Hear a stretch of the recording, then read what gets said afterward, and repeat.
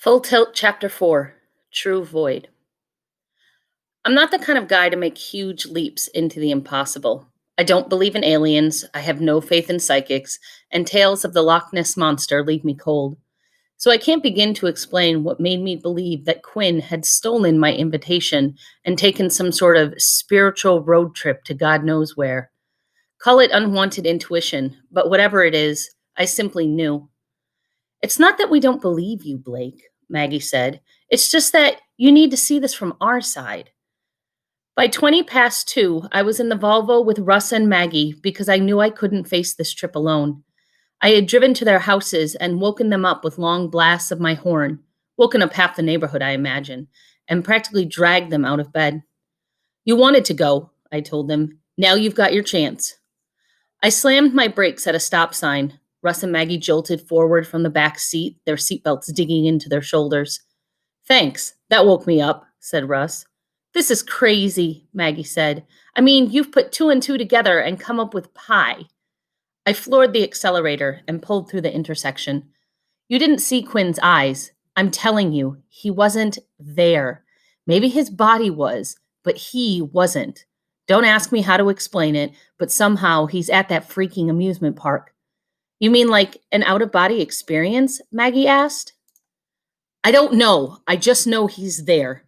I screeched to a halt at the next stop sign, then hurled forward again. I think I just had an out-of-body experience, Russ said. But if he went there in his head, Maggie asked, how are we supposed to get there in a Volvo? All I know is that we had an invitation to an address on Hawking Road. It's the only clue we have, so I'm following it. I turned onto the deserted stretch of Hawking Road. It wound through a forest, leading nowhere anyone would ever want to go.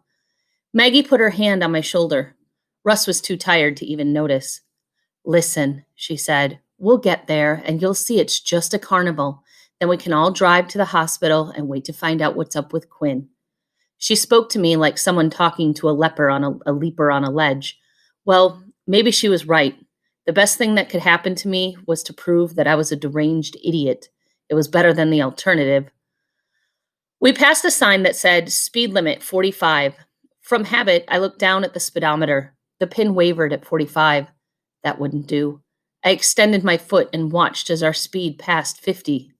Blake, Russ said, you're speeding. I know. All right, now I'm scared. Up ahead, a wooden sign nailed to a tree bore a red symbol, a wave intersecting a spiral, just like the one on the invitation. An arrow pointed to the left, down a dirt road, and I took a sharp turn, feeling the car almost lose its grip on the asphalt. The smoothness of the paved road gave way to bone-jarring, uneven bumps. Deep down, I knew this place we were headed wasn't really an amusement park. Am I nuts? Am I nuts to think what I'm thinking? Watch out! Screamed Maggie. Suddenly, the road took a sharp turn, and a huge oak tree loomed in my headlights. I spun the wheel and stomped on the brake. The wheels lost traction, and the car narrowly missed the tree. We careened through the underbrush until finally the car skidded to a halt. I shut my eyes for a moment and took a deep breath, trying to pull myself together. Somehow, everything around me felt different in some fundamental way that's still hard to describe. You know how when there's a noise that's so constant, you forget there's any noise at all? Like the hum of an air conditioner? You don't notice the sound until it's gone, and then, for a moment, the deeper silence is so eerily empty, your brain kind of gets thrown off balance. That's the best way I can describe what I felt as I sat there behind the wheel. Only it wasn't just sound, it was every other sense as well. It was like ripping through the normal fabric of life's noise into a true void. I stepped out of the car. We'd come to a stop just short of a canyon rim. There before us was the old quarry, which had been shut down for years. Only now, it didn't look much like a quarry. The crevasse below was a fog-filled rift, glowing with colored lights. I could smell cotton candy and popcorn. I could hear the sound of grinding gears, punctuated by the ghostly echoes of screaming riders. In the center of the breach, I could see the very top of a Ferris wheel rising above the fog, churning the moonlit mist like a riverboat paddle. I think we've all gone schizo, Russ said, holding Maggie tightly, as if she were the one who was unnerved. I turned at the sound of nearby laughter. Other kids. Where had they come from? They sifted through the woods, invitations in hand, descending a path down into the canyon. Was this how Quinn came here? I wondered. Was this ridge some interface between mind and matter, and were all these kids actually lying unconscious somewhere? I hadn't seen any other cars, and this place was too far out of the way to walk, but that would mean no, I didn't want to think about it. With my friends close behind, I joined the other kids in the procession towards the park. Russ looked at the narrow, winding path down into the crevice. How do you suppose they got all those rides down there? You think there's a back road? Neither Maggie nor I answered him. I mean, it was a quarry, right? There has to be a road. We came through the layer of fog. There before us was the entrance to the park. Ticket booths and turnstiles. Pretty ordinary, except for the fact that every theme park I've ever been to has its name written on all available surfaces, from benches to soda cups, just in case you might forget where you are. This park didn't seem to have a name. I'll need to see your invitations, a cashier demanded as we came to his booth. He had a little computer console, but no cash register.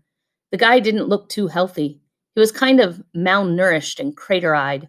His skin was so pale, it looked like he hadn't seen the sun in a long time. I pretended to check my pockets. Wouldn't you know it? It's in my other pants. Sorry, the cashier said. No one gets in without an invitation. I leaned in close to him. Listen, my kid brother stole it, and I have to get in there and kick his butt. Suddenly he stiffened, putting a hand to his ear. That's when I noticed he was wearing one of those earpieces. You know, the kind that the Secret Service wear. He listened to something in his earphone. Yes, he said. All right. Russ tapped me on the shoulder and whispered uneasily, Look at that earpiece. Only then did I notice that the wire from the earphone didn't wrap around his ear. It went directly into his head. I suppressed a shiver. The cashier turned to us. You have permission to enter. Permission from whom? If you have to ask, then you haven't met her. Maybe I have.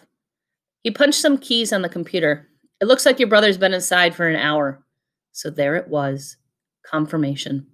I looked to Maggie and Russ. There was surprise in their faces, but not all that much. Deep down, they had known, just as I had. So will you be riding with us today or not? The cashier asked impatiently. I nodded. I'll ride.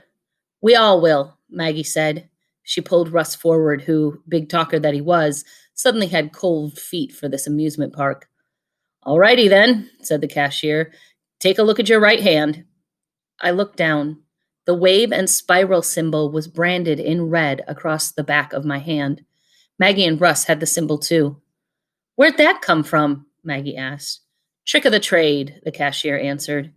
Yeah, but can he pull a coin out of his ear? Russ said nervously. At the suggestion, the cashier glanced at Russ thoughtfully, as if he might actually shove a hand through his ear and pull a coin out of Russ's brain. Run your hand across the scanners in the park to activate a turnstile, the cashier said. The mark is good for 7 rides, no more, no less. You can't leave the park until you ride all 7, and you've got to do it by dawn. Did you get that? Is there any part of that you don't understand? Do I need to repeat it? Our hands activate the turnstile, and we have to ride 7 rides by dawn. Got it. Dawn today is at 6 a.m. That gives you more than 3 hours. Enjoy yourselves. What happens if we're not done by dawn? Russ asked, but the cashier had already shifted his attention to the next people in line. Before us stood the arched entrance, painted with the bright trappings of amusement, happy faces and balloons, the promise of thrills. The iron gate was open wide, and a force pulled us toward the arc, as if the ground were at an awkward tilt. Other excited guests pushed in front of us to get through. I thought about Quinn. Somewhere in the outside world, Quinn's body was being shuttled through an emergency room, pored over by doctors, but nothing they could do would help him, because he wasn't there. His mind and spirit were here, and I had to go in, body and soul, to bring him back. I turned to my friends. You don't have to come, I told them. He's my brother. Maggie looked at the entry gate. I could see she was afraid, but she pushed the fear back. If we stepped through the gate, I knew the last threads of sanity that bound together the world we knew, the real world, would pull apart. I could almost feel my fingers holding tightly onto those threads, ready to pull on them and make them all unravel. Are you kidding? Maggie said. Let you ride all alone? Yeah, said Russ, glancing around anxiously, as if already looking for a way out. We're here for you, pal. I turned towards the flashing lights and led us underneath the arc, crossing the threshold into the park with no name.